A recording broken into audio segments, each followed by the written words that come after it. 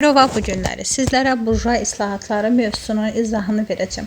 Dedik 19-cu əsrin ikinci yarısında Şimali Azərbaycanda kapitalist münasibətlərin inkişafı başlayacaqdı. Rusiyada fabrik zavod istehsalının inkişafı bütün ölkənin kapitalist inkişafına keçməsinə vadar edirdi. Təbii ki, Azərbaycanda da feodal təhkimçilik sisteminin böhran olması, yəni bunlara mane idi. Bir sözlə Rusiya istəyirdi ki, öz inkişafını təmin edən faktorlar nə idi? Müstəmləkədən gətirən xam mal. Təbii ki də bu da Azərbaycanın da inkişafı, belə deyək də, feodal təhkimçi münasibətlərinin ləğv edilməsi Rusiyanın da xeyrinə idi. Və ona görə də Çar hökuməti burjua islahatı keçirəcəkdir və bunda da belə deyək də, buna səbəb olan bir sıra faktorlar var idi. Məsələn, Krım müharibəsi olacaqdı 1853-1856-cı ildə.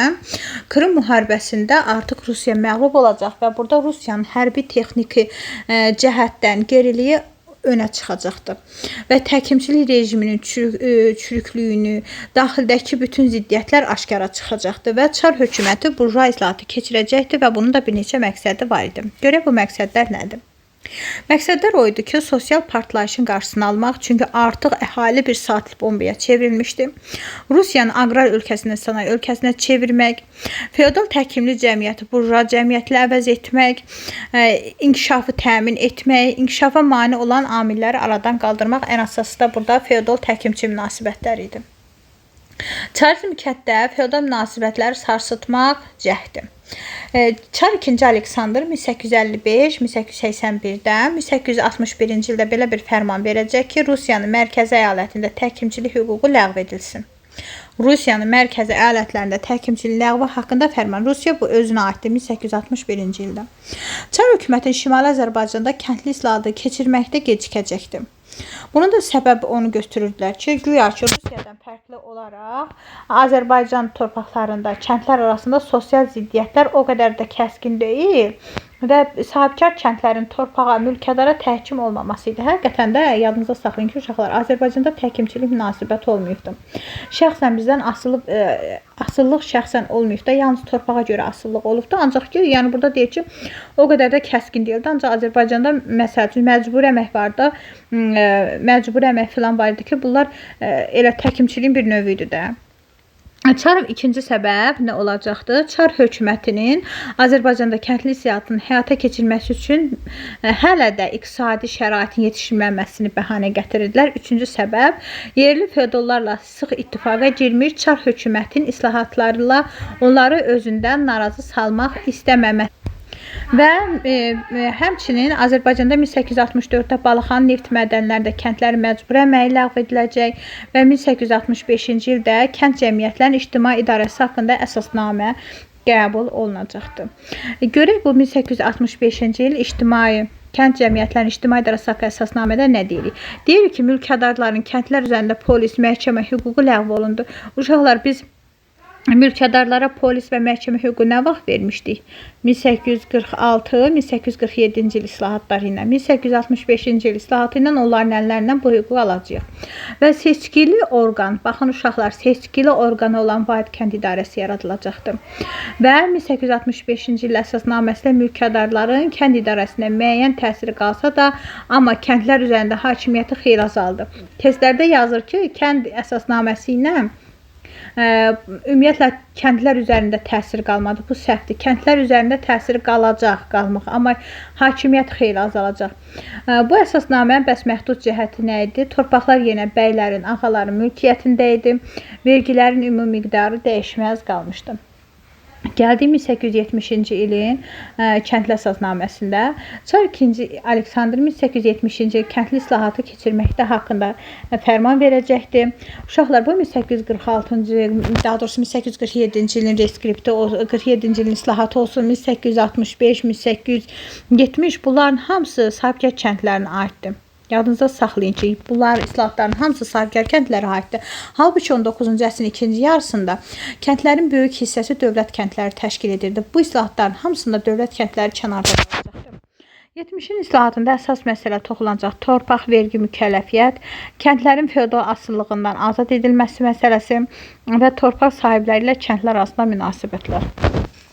Torpaq əsasnaməsində nə deyirdi? Əsasnamədə satın alınacaq torpağın dəqiq miqdarı göstərilmişdir. Burada qeyd olunurdu ki, əsasnaməyə görə kəndlərin istifadəsində olan torpaqlar onların daimi istifadəsinə verilir, daimi istifadəyə verilirdi. Hökumət mübahisəli məsələləri həll etmək, sahibkarlara artıq torpaq sahələrini kəsmək hüququ vermək üçün 5 desiyatinlik norma müəyyən etmişdi və hər bir kəndliyə yalnız 5 desiyatindən çox olmamaq şərti ilə öz pay torpağını satın alıb şəxsi mülkiyyətinə çevirə bilərdi. Bunun müqabilində kəndlər bəylərə ödənç verməlidir. Uşaqlar, satın almaq, pul söhbəti yalnız 1870-in islahatındadır. Ondan əvvəlki islahatların heç birində pul ödəyib, ödənç ödəyib satın alma söhbəti yoxdur. Sonra, amma bu məcburi deyildi. Kəndli pay torpağını sahibkarla qarşılıq razılıq əsasında ala bilərdi və 5 desiyatindən artıq torpaq olanda sahibkarın xeyrinə kəsilib götürüldü. Az olanda kəndlərə əlavə pay torpaq verilmirdi. Sonra, mülkədarlara aşağıdakı hallarda əvvəlcədən malik olduğu torpağın artıq hissəsini kəsib götürmə hüququ verilirdi ki, kənd icmasında pay torpağı hər bir kişi üçün normadan çox olduqda, mülkədarlara əkinə yararlı torpaqların 1/3 hissəsindən az qaldıqda, yəni mülkədarın torpağı 1/3-dən az idisə,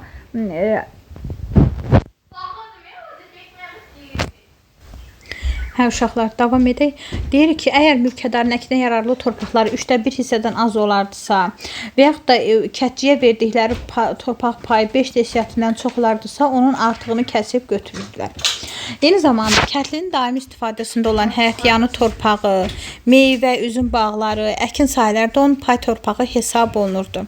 Sahibkar kəndlərinə əkib becərmədikləri torpaqlardan daimi istifadə hüququ verilirdi. Bu torpaqdan istifadə sabitlik yaradırdı. Belə ki, hər bir şəxs istifadə etdiyi torpaq payını nəslinin davamçısına verirdi. Sahibkarın bu torpağı geri almaq hüququ yox idi. Yəni, mənim aldığım bu torpaq mənim idi, məndən sonra da mənim varisimə keçirdi. Sahibkar bu torpağı mənim əlimdən ala bilməzdi. Bahalıq səbəbindən kəndlinin çoxu torpağı satın ala bilməyəcək. Əvvəlki qaydada mülkədarlara vergi ödəyəcək, vergi ödəməkdə davam edəcək. Uşaqlar buna mülkədar tabelisi deyiləcək. Mülkədar tabelisi vəziyyətinə düşəcək kəndli. Vergi mükəlləfiyyətlərdə nə var idi? Burada biyar ləğv edilərək pul ödənişi ilə əvəz olunacaq. Baxın, pul söhbəti yalnız 1870-in islahatındadır. Və məlcahətlə bəhrə vergisi var idi. Ancaq ki, baxın, biz 1847-ci il islahatında məlcahət, bəhrə, eyni zamanda çöpbaşı vergisinin adını çəkirdik. Burada yalnız məlcahət və bəhrə olacaq. Feodal asıllığın ləğv edilməsi. Azərbaycan sahibkar kəndləri şəxsən azad elan edilirdi. İslahat hakim zümrəyə qeyri-iqtisadi asıllıq imkanı verən qayda və qanunlar ləğv edildi. Kəndlər öz pay torpaqlarını sata ala bilməyib mülkədarın iqtisadi cəhətdən asılı oldular. Şəxsi asıllıq deyildi, ancaq bu və bu feodal aslı münasibətlərə zərbə vuran ilk islahat olacaqdı. Ancaq 70-ci illərin islahatının məhdud cəhəti də var idi. Məhdud cəhəti ondan ibarət idi ki, bu islahatlar yalnız sahibkar kəndlərinə aid edildi. Yəni, dövlət kəndləri bu islahatdan geri qalacaqdı və dövlət kəndliyə heç bir yardım göstərməyəcəkdi. Sahibkar kəndləri istifadə etdikləri torpaqların sahibinin ixtiyarında qaldığı qeyd olunurdu. Torpaq sahibinin ixtiyarındaydı. Bununla görə də sahibkar kəndlərin əksəriyyəti əvvəlki kimi yeni vergi mükəlləfiyyətlər ödəmək məcburiyyətində qalacaq, öz pay torpaqları mülkiyyətsiz ola bilməyəcəklər və müvəqqəti mükəlləfiyyətli vəziyyətində qalacaqlar ta ki 1870-ci ildən 1912-ci il islahatına qədər. Çar hökuməti 1912-1913-cü illərdə verdiyi Cənubi Qafqaz quberniyasında torpaqların məcburi satın alması haqqında qanundan sonra müvəqqəti mükəlləfiyyətlikdən azad edilmiş olacaqlar. Daha sonra gəldi 1870-ci ilin kəndli islahatının nəticəsi və əhəmiyyəti. Nəticə olacaq ki, kəndlərdə təbəqələşmə güclənəcək. Harda qolçomaq təbəqəsi gördünüz, yəni varlı kəndli. Bunu 1870-ci islahatına götürəcəksiniz. Testdə en sayda qarşınıza çıxacaq bir neçə bölmənin testlərinin hamısında qolçomaq təbəqəsi dedikdə, qolçomaqların yaranması 1870-ci ilin islahatı olacaq. Ancaq ki, kapitalizm münasibətləri formalaşmağa başlayacaqdı bunlar. Ancaq ki, müvəqqəti mükəlləfiyyətlik Rusiyada 1881-ci ildə ləğv olunduğu halda bizdə 1912-ci ilə qədər bu müvəqqəti mükəlləfiyyətlik davam edəcəkdir. Gəldik Azərbaycanda tətbiq olunan 70-ci il islahatın əsasnaməsinin 1861-ci ildə Rusiyadakından fərqi nə idi? Rusiya dövlət kəndlərinə aid edilmirdi. Əslində Rusiyada 1866-cı ildə aid ediləcəkdir. Bir də satın alma məbləği Rusiyada müqayisədə bizdə dəfələrlə daha baha idi. Həmçinin Rusiyada maddi yardım edilmişdi. Bizdə heç bir maddi yardım edilməmişdi. Həmçinin Rusiyada müvəqqəti mükəlləfiyyətlik 1881-ci ilə qədər davam etdiyi halda bizdə 1912-ci ilə qədər davam etmiş olacaqdı. Daha sonra gəldik 1866-cı il məhkəmə islahatına. 1866-cı il məhkəmə islahatı və 1878-ci il şəhər islahatı burjua islahatlar arasında daha mütərəqqidir. Bax, bu cümləni yaxşınıza saxlayın. Məhkəmə 1866, şəhər 1878. Bu islahatların içərisində daha mütərəqqi xarakter daşıyan idi. 1866-cı il məhkəmə islahatına görə nələr var idi? Əsas prinsiplər bunlardan ibarət idi ki, qanun qarşısında bütün təbəqələr formal bərabərliyi. Yəni, silki məhkəmələr uşaqlar ləğv olundu. Harada ki, gördünüz, silki məhkəmələrin ləğvi 1866-ya getiriləcəksiniz.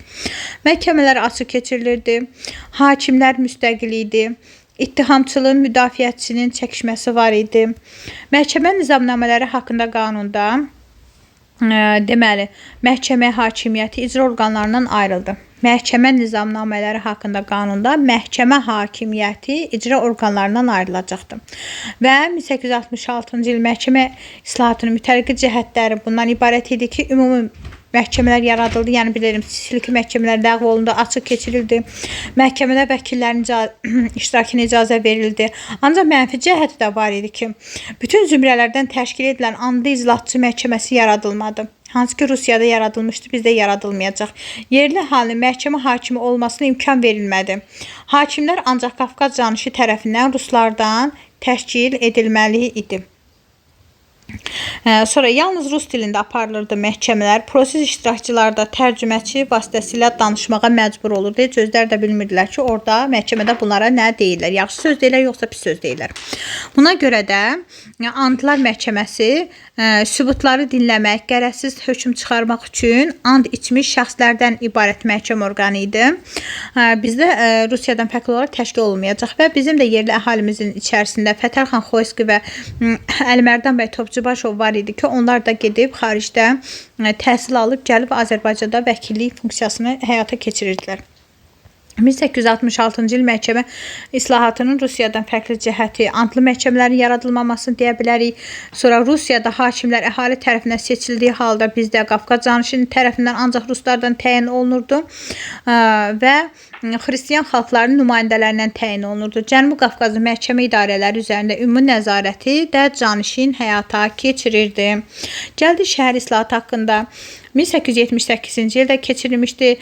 Kapitalist münasibətlər inkişaf edəcəkdi onun əsasında. Daha sonra gəldik. Şəhər əhalisinin sürətli artımı, burada vəziyyətin mürəkkəbləşməsi idi. Tacir və sənayeçilərin ictimai siyasi proseslərdə iştirak etmək tələbləri idi ki, bu da şəhər islahatı keçirməsinə səbəb olacaqdı. Və şəhər özü idarəsi haqqında əsasnamə qəbul olunacaqdı. 1878-də Bakıda bu məhdud formadaydı.